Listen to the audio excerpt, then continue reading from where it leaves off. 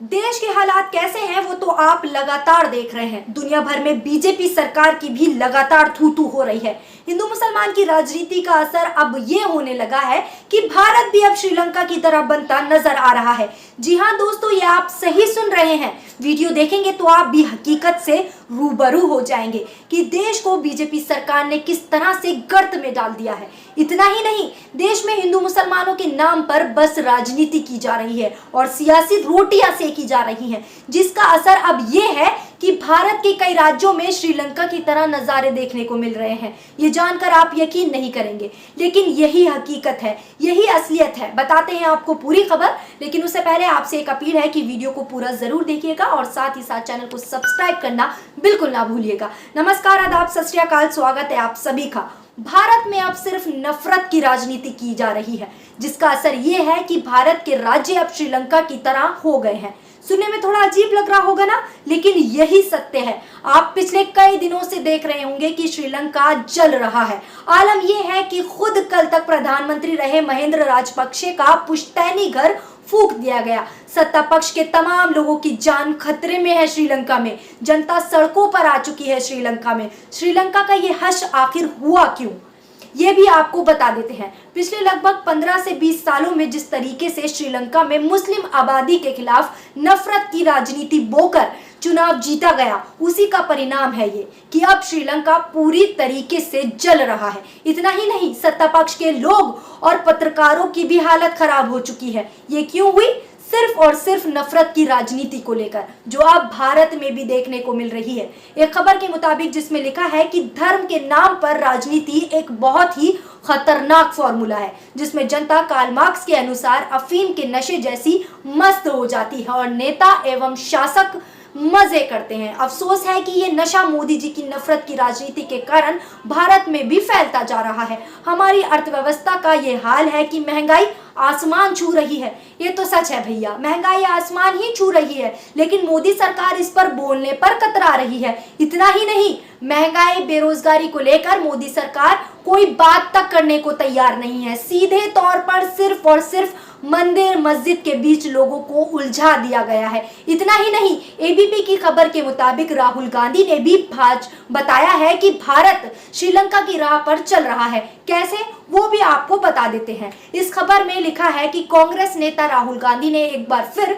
भारत की तुलना श्रीलंका से की है। उन्होंने इस बार सोशल मीडिया प्लेटफॉर्म ट्विटर पर ग्राफिक्स के जरिए समझाया है कि किस तरह से भारत श्रीलंका की राह पर चल पड़ा है। उन्होंने 3 चीजों की तुलना श्रीलंका से की है, जिसमें बेरोजगारी, पेट्रोल प्राइस और सांप्रदायिक दंगे। इन तीनों चीजों में भारत और श्रीलंका का तुलनात्मक विवरण ग्राफिक्स के जरिए समझाया गया है। इसमें उन्होंने साल 2012 से 2021 तक का आंकड़ा दर्शाया है, जिसमें 2012 में ग्राफ बढ़ते हुए दिखाई दे रहा है और 2019 में ग्राफ गिरते हुए दिखाई दे रहा है। जानकारी के लिए आपको बता दें कि राहुल गांधी ने कुछ दिन पहले कहा था कि देश को रोजगार देने वाली रीढ़ की हड्डी टूट गई है। भारत में मौजूदा आर्थिक हालात के संदर्भ में आने वाला वक्त कैसा होगा, इसका आप अंदाजा भी नहीं लगा सकते। ऐसी स्थिति पैदा होने वाली है जो आपने जिंदगी में पहले कभी नहीं देखी होगी। भारत में श्रीलंका जैसे हालात कैसे हो गए हैं वो भी दिखाते हैं। एक यूजर ने ट्वीट करते हुए अपने ट्विटर अकाउंट पर लिखा है कि त्रिपुरा से श्रीलंका वाली हालात शुरू हो गया है। बाइक में 200 का और कार में सिर्फ 1000 का पेट्रोल डीजल मिलेगा। वीडियो देखकर और खबर जानकर आप भी समझ गए होंगे कि देश के हालात अब कैसे होते जा रहे हैं। भारत अब श्रीलंका की राह पर चल रहा है। वो दिन दूर नहीं जब भारत भी श्रीलंका की राह पर आ जाएगा। और लगातार बार बार मैं अपनी हर वीडियो में यही कहती हूँ कि जिन मुद्दों पर सरकार को बात करनी चाहिए, जिस मुद्दे पर सरकार को ध्यान देना चाहिए, उन मुद्दों पर सरकार बिल्कुल काम नहीं कर रही। आज के समय में जिस तरह का माहौल देश में तैयार किया जा रहा है या देश में जिस तरह का माहौल हो रहा है, इसी माहौल की अपेक्षा क्या भारतीय जनता पार्टी को जनता ने सत्ता में बिठाकर की थी?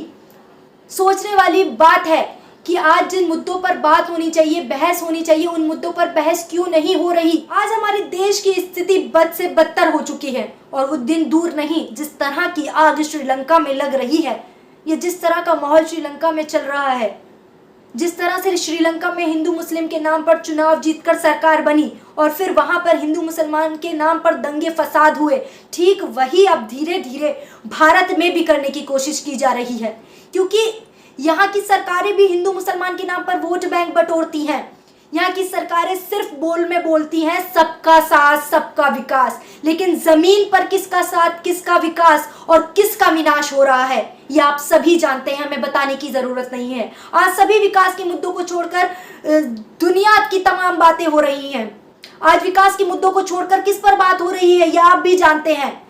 सालों बनी हुई मस्जिदें, सालों से नमाज जहां पढ़ी जा रही है उस पर अचानक से याचिकाएं दर्ज हो जाती हैं, उस पर अचानक से मंदिर प्रकट होने की भावनाएं लोगों के मन में उत्पन्न हो जाती हैं।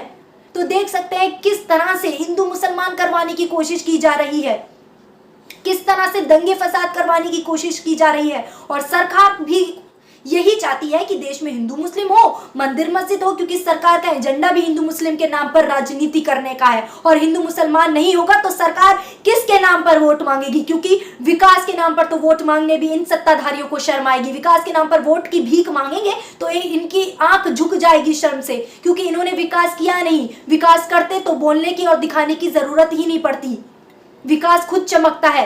लेकिन हमारे देश में क्या चमक रहा है, क्या दिख रहा है? गंदी और घटिया राजनीति, घटिया और गंदी सोच। ये बेहद चिंता का विषय है। आज हमारी देश की स्थिति कहाँ है, और वो दिन दूर नहीं है जिस तरीके से श्रीलंका का हाल है कल हमारे भारत का भी यही हाल होने वाला है। लेकिन अब आपको समझ जाना चाहिए, यानी जनता को समझ जाना चाहिए कि सरकार किस तरह की राजनीति जनता के साथ कर रही है और किस तरह का जाल जनता को फंसाने के लिए बुन रही है, किस तरीके से लोगों के मन में नफरत पैदा करने का काम कुछ दंगाई लोग कर रहे हैं। ये जनता को समझ जाना चाहिए। अब सब कुछ जनता के हाथ में है, क्योंकि यही जनता सरकार बनाती है और यही जनता सरकार गिराती है। और जनता सब समझ गई है कि किस तरीके की राजनीति भाजपा वाले और सत्ता में बैठी सरकार कर रही है। नफरत फैलाने की लगातार कोशिश की जा रही है, मुद्दों से भटकाने की जनता को कोशिश की जा रही है। लेकिन हमारी जनता से यही अपील है, हिंदू मुस्लिम मंदिर मस्जिद में बट कर नहीं रहिएगा, अपने मुद्दे याद रखिएगा, क्योंकि आपने सरकार को अपने मुद्दों पर काम करने के लिए बिठाया था सत्ता में। लेकिन सरकार क्या कर रही है और किस तरह की राजनीतिक खेल कर रही है और रोटियां सेक रही है सिर्फ और सिर्फ अपना वोट बैंक बढ़ाने के लिए, ये हमेशा याद रखिएगा।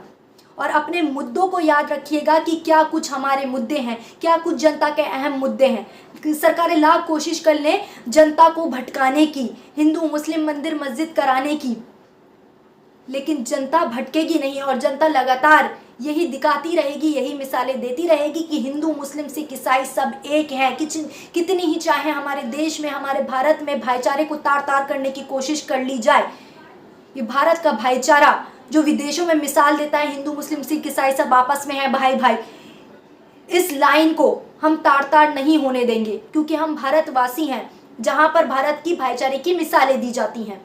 तो हमारी आपसे यही अपील है कि एक साथ रहिए, खुश रहिए और अमन शांति बनाए रखिए। नमस्कार, आदाब, सत श्री अकाल।